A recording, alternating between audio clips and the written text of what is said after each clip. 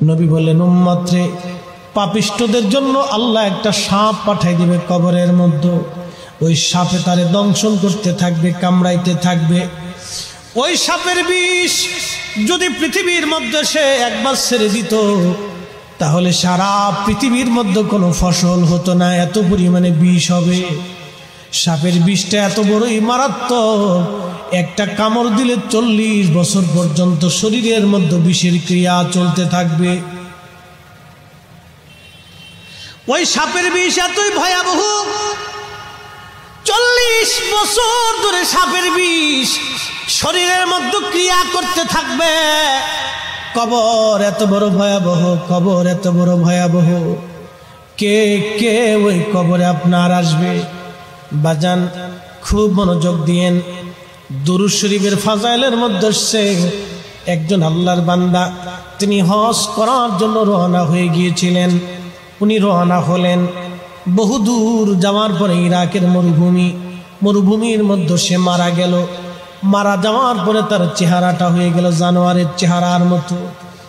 সন্তানটা পাশে বসে বসে কাঁদে আর বলে, আব্বা, আপনার চেহারা জানোয়ারের মতো হয়ে গেল। বাবা যান, তাহলে এই চেহারা আমি মানুষকে কেমনে দেখাবো? আপনার এই জানাজা কিয়াস করবে মরুভূমির মধ্যে, কি হবে আমার উপায় কি করে আপনাকে নিয়ে আমি মানব সমাজে যাব? একাই বা আমি কি করব আপনাকে নিয়ে? চিন্তা করে করে কেঁদে কেঁদে ছেলেটা ঘুমায় গেল। স্বপ্নের মধ্যে দেখলো একজন নুরানি সত্তা, সুন্দর চেহারার মানুষ, খুব নূর চমকাইতেছিল। হেঁটে হেঁটে তার বাবার লাশের পাশে এসে তার বাবার চেহারার মধ্যে হাত দিল।